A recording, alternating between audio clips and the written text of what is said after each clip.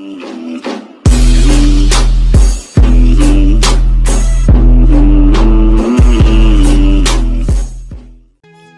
Rembang, Pak Bupati, ini kita bersyukur ini. Di Rembang itu ada manusia Quran yang tidak banyak dikenal orang. Itu kalau Bapak Ibu tanya tentang fikih-fikih dalam Quran, itu beliau luar biasa itu. Namanya Gus Baha. Gus Baha. Kapan-kapan kalau ada pengajiannya, hadiri pengajian beliau. Itu diantara orang yang sangat mengerti Al-Quran. Kalau ingin lebih dalam lagi, sampai ke kata sekian, diulang sekian, maknanya sekian, makna gaibnya itu ambil pengajiannya Gus Qayyum. Itu pun ada turunan-turunan kitabnya. Kalau saya ingin mengambil yang dasar-dasar saja, kita keluarkan beberapa turunan ayatnya, kita lengkapi. Nabi itu unik, kalau dahar memang dipertontonkan ke orang banyak. Di Sahih Muslim itu ada cerita, ini termasuk hadis pegangan kan Sahih Bukhari Muslim. Itu ada cerita seorang sujud sama Allah itu kan banget baiknya, sangat baik. Kemudian yang sujud ini diinjek oleh pemuda yang nakal. Diinjek. Ketika diinjek, yang sujud spontan ngomong begini. Fa wallahi la yaghfiru Allahu laka. Demi Allah, Allah tidak akan maafkan kamu. Di luar dugaan, tentu kalau nggak ada sanad, omongan ini normal karena nginjek orang apa? Sujud. Tapi di luar dugaan, Allah mewahyukan ke Nabi di zaman itu, disuruh bilang sama orang yang sujud itu, Allah ngendikan, mangdalladzi yata'alla alayya alla aghfira li fulan faqad ghafartu lahu wa ahbattu amalah. Siapa yang mencatut nama saya bahwa saya tidak bisa memaafkan orang yang nginjek, Allah tersinggung karena namanya dicatut. Saya ini Tuhan bisa menyiksa dan bisa mengampuni. Kenapa sifat saya jadi satu hanya menyiksa? Sifat ampunan saya di mana? Itu kalau nggak sanad nggak bisa. Jadi buyut saya kandung itu namanya Hafsah. Itu lahir di Damaran. Damaran itu belakang imaman Masjid Kudus. Hanya sekitar 30 meter dari imaman Masjid Kudus. Itu punya bapak namanya Maksum, punya bapak namanya Soleh. Soleh itu bin Kiai Haji Asnawi Sepuh. Nah, yang Mbah Soleh saya itu, saya generasi ke-7 dari Mbah Soleh itu. Jadi pas ke-7. Kalau ke-8 itu sudah kata orang-orang kaya gitu. Kenapa kamu miskin? Generasi ke-8 katanya. Jadi Mbah Soleh Darat itu orang Jepara, orang Mayong tuh. Itu dulu ngajinya diantaranya di buyut saya di Mbah Soleh bin Raden Asnawi Sepuh. Raden Asnawi Sepuh itu cucu dari Mbah Mutamakin. Itu kesanatan saya. Jadi kenapa saya cerita ini? Karena diantara ikatan sanad itu zuriyatam ba'duha min ba'd. Ada keterikatan cara berpikir berdasar sanad. Tadi seperti yang dikatakan moderator, laulal isnadu laqala man sa'a ma sa'a. Andai kan tidak ada sanad, maka orang akan berpikir agama sesuai maunya. Dan itu bahaya sekali. Karena agama ini riwayat seperti tadi yang dikatakan inna hadzal ilma dinun fanzuru amman ta'khuduna dinakum. Saya punya sekian contoh cara berpikir sanad dan cara berpikir rasional. Di akhir Ihya itu ada cerita tentang rojak. Dan ini pasti di luar dugaan sampai. Karena sanad itu cara berpikir itu ya ikut saja. Yaitu ada 2 orang ahli neraka dipanggil Allah. Dipanggil Allah dalam keadaan di borgol. Ditanya sama Allah, enak di neraka? Jawabannya pemuda itu ya, wah Gusti ya, di neraka kok enak? Ya jelas gak enak. Ya sudah, kamu kembali lagi ke neraka. Dugaan kita kan pasti anak ini gak mau. Ternyata enggak, dia lari sekenceng-kencengnya menuju neraka. Semangatnya Masya Allah. Makanya ini sekaligus ijazah, kalau disuruh masuk neraka yang apa? Semangat. Oh itu Tuhan akhirnya tanya, loh kamu tak suruh ke neraka kok semangat? Gusti saya ini sudah kapok, ketika di dunia kalau jenengan nyuruh sholat saya lelet, jenengan menyuruh kebaikan saya lelet. Sebagai bentuk kapok saya, jenengan menyuruh saya ke neraka saya semangat, supaya saya nurut. Barokahnya semangat menuju neraka, ya sudah di surga saja. Ya, makanya ini nanti kalau kamu disuruh masuk neraka yang apa? Semangat. Karena kita di dunia itu ada di akhir ihya. Artinya itu kan di luar dugaan kita. Cara berpikir seperti itu di luar dugaan kita. Akhirnya dia jadi ahli jannah. Cerita kedua ya masih di bab yang sama. Yang satu disuruh enak di neraka, ya enggak Gusti. Sudah kembali lagi ke neraka. Si orang ini tolak itu. Terus ditanya sama Allah, kenapa tolak? Ya Allah, ketika engkau memanggil kami ke surga, saya tidak pernah ngira kalau akan engkau kembalikan lagi ke neraka. Ya sudah, kamu di surga saya karena husnudzon sama saya. Ini berarti ada dua sanad. Lucunya sama-sama benar. Yang semangat ya benar, yang lelet juga benar. Maka kamu punya dua pilihan. Nanti kalau disuruh masuk neraka, bisa semangat, bisa apa? Lelet. Dan semuanya nanti di surga. Artinya begini, sanad itu apa ya? Enggak yang kita duga. Makanya saya mohon siapapun yang mencintai agama ini harus banyak baca. Jangan nuruti emosi, kemudian emosi itu di atas namakan agama. Di Sahih Muslim itu ada cerita, ini termasuk hadis pegangan kan Sahihain Bukhari Muslim. Itu ada cerita seorang sujud sama Allah itu kan banget baiknya, sangat baik. Kemudian yang sujud ini diinjek oleh pemuda yang nakal. Diinjek. Ketika diinjek, yang sujud spontan ngomong begini. Fa wallahi la yaghfiru Allahu laka. Demi Allah, Allah tidak akan maafkan kamu. Di luar dugaan, tentu kalau nggak ada sanad, omongan ini normal karena nginjek orang apa? Sujud.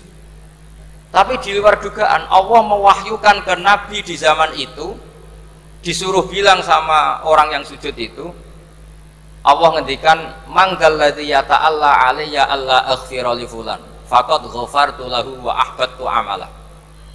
Siapa yang mencatut nama saya bahwa saya tidak bisa memaafkan orang yang nginjek, Allah tersinggung karena namanya dicabut. Saya ini Tuhan bisa menyiksa dan bisa mengampuni. Kenapa sifat saya jadi satu hanya menyiksa? Sifat ampunan saya di mana? Itu kalau nggak sanad tidak bisa. Saya ulang lagi, Allah itu apa? Zat yang bisa yaghfiru liman yasha wa yu'adzibu man yasha. Tapi orang yang sujud ini hanya mensifati Allah satu, yaitu Allah pasti menyiksa. Dan Allah tersinggung. Bagaimana mungkin saya Tuhan hanya berstatus bisa menyiksa, tidak bisa mengampuni. Akhirnya orang ini disalahkan, malah yang sujud tadi bilang ke orang itu, sujudnya saya hapus pahalanya, dan yang nginjek saya hapus dosanya. Tapi ya bukan berarti terus kamu boleh nginjek orang sujud, ya enggak. Artinya gini loh, saya hanya memperkuat moderator tadi. Berpikir agama itu berdasar sanad. Kalau nuruti emosi pasti kita akan setuju Allah tidak ngampuni yang menginjak. Tapi berdasar sanad, berapa orang yang dulu melukai Nabi, bahkan punya niat membunuh Nabi, akhirnya ditobati oleh Allah Subhanahu wa Ta'ala. Siapa yang nggak tahu cerita Suraqah, orang yang niatnya membunuh Nabi, ditobati Allah. Siapa yang nggak tahu cerita Khalid bin Walid, orang yang punya konsep untuk mengalahkan Nabi di perang Uhud, juga akhirnya masuk Islam dan diampuni Allah. Banyak lagi tokoh kafir yang dulu musuhi Nabi akhirnya ditobati oleh Allah.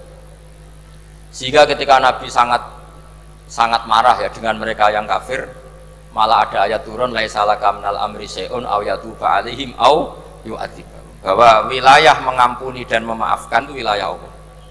Tentu kita secara syariat akan mengatakan yang nginjak itu salah, pasti itu. Kalau yang nginjak itu pasti salah, yang kafir pasti salah.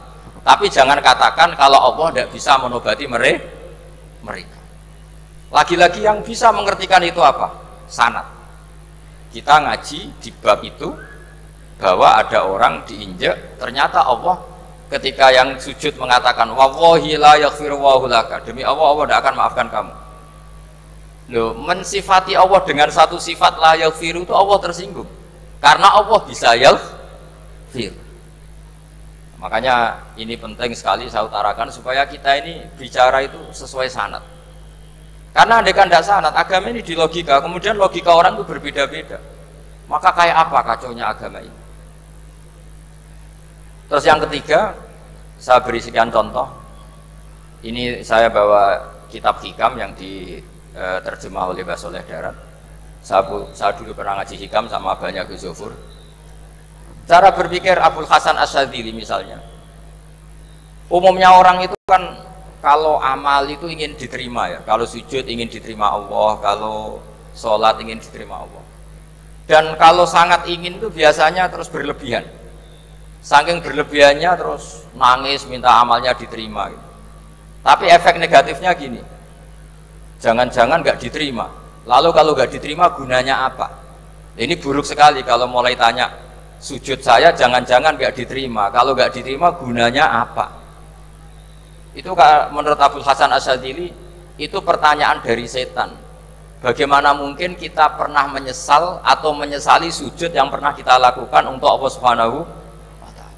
Wong dadi kawulane Allah, wis dikai bumi, dikai oksigen, dikai rezeki, tahu sujud, bareng dikasih tahu Jibril, sujud kamu nggak diterima. Wah, getun aku sujud be Allah. Masa sujud sama Allah getun. Maka kata Abul Hasan Asyadzili begini, kafa bika jazaan an radiyaka laka ahlan, cukup sebagai balasan dari Allah yang luar biasa kamu ditakdir sujud. Woi, keren.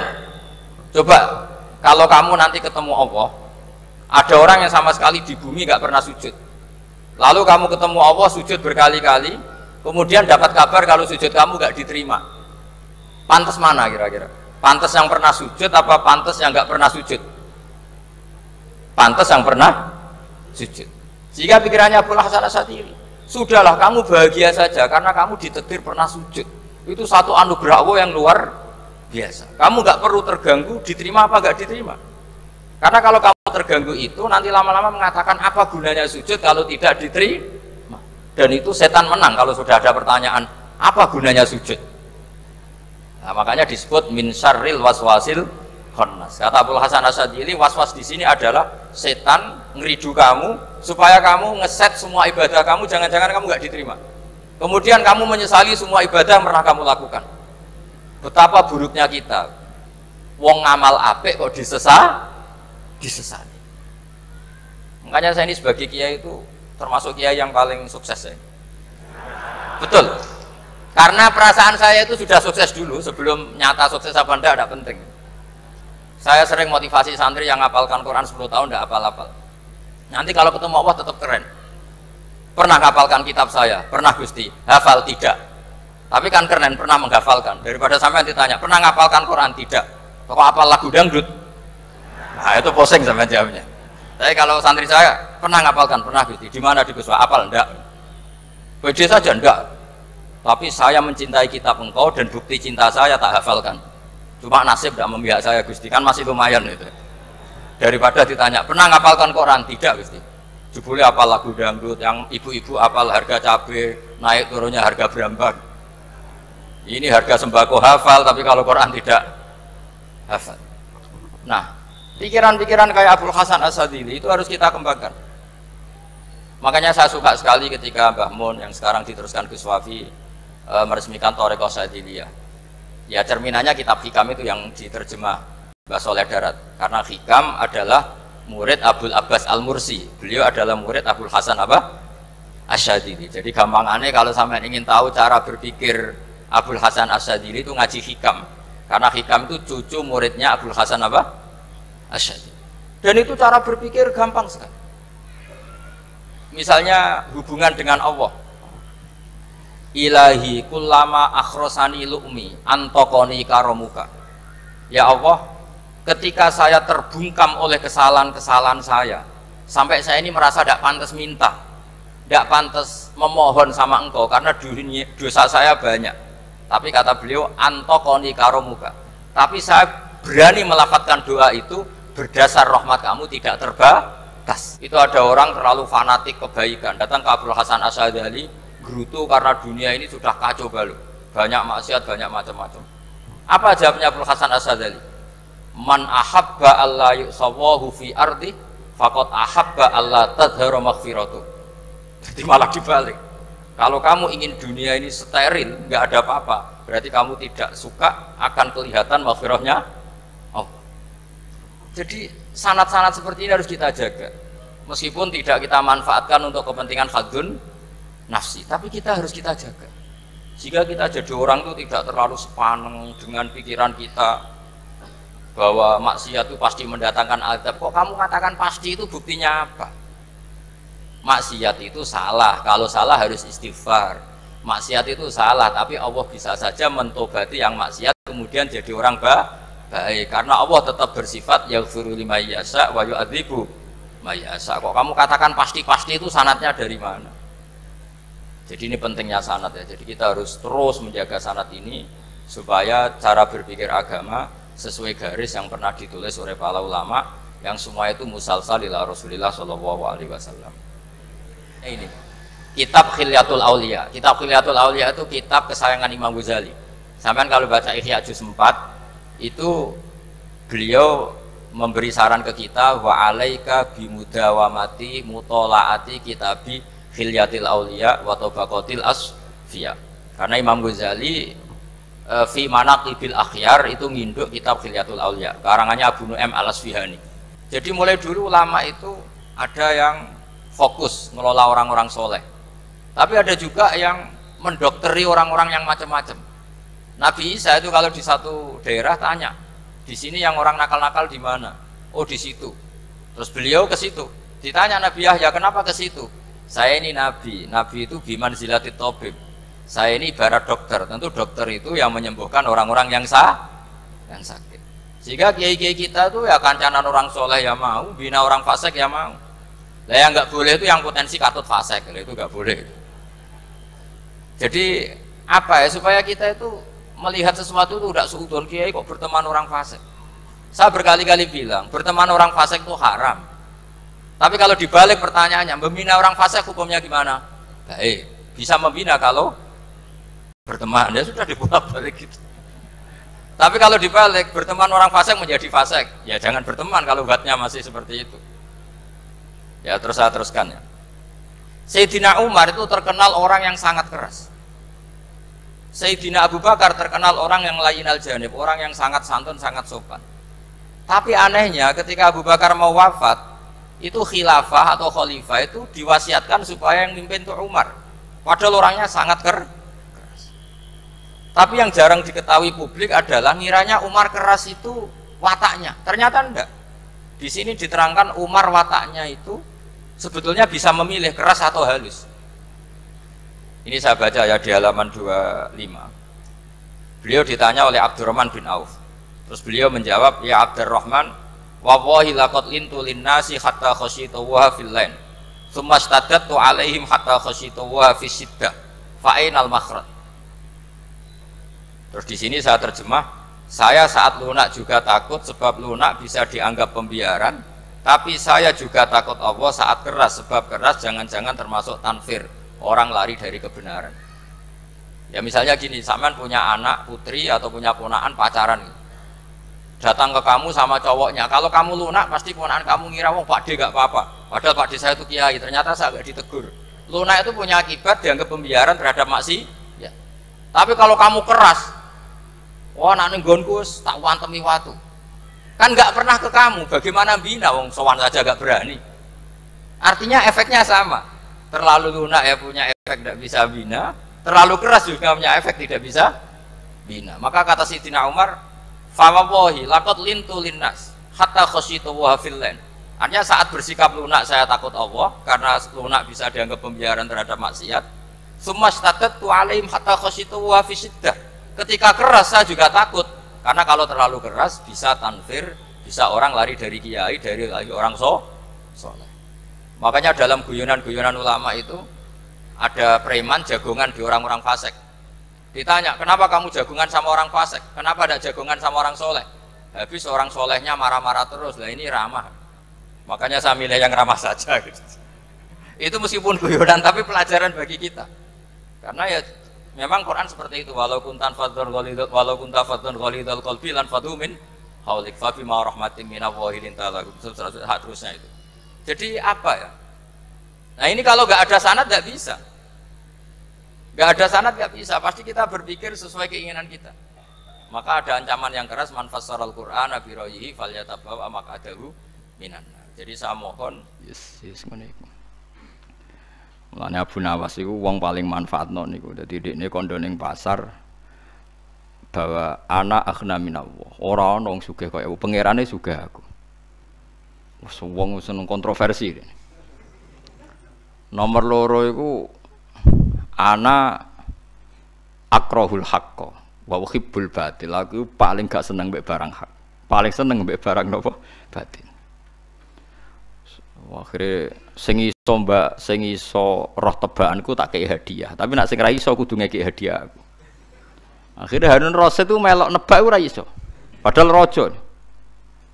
Akhirnya dene cerita. Sak sugih-sugih pangeran ora di anak, ora di bojo, ya ora di utang. Aku yo di anak, di bojo. Wong sarap aja. Jadi terus dene muni wa anak akrahul haqq. Aku ora seneng barang hak. Kok aneh barang hak kok kowe ora seneng. Jadi dene dalil al mautu haq wan naru haq. Jare mutir-mutir an-naru haq. Sapa sing seneng neraka? Mulane aku ora seneng barang hak. Maksudnya kan al mautu haq wan naru haq. Aku sing seneng mati sapa? Sing seneng neraka sapa?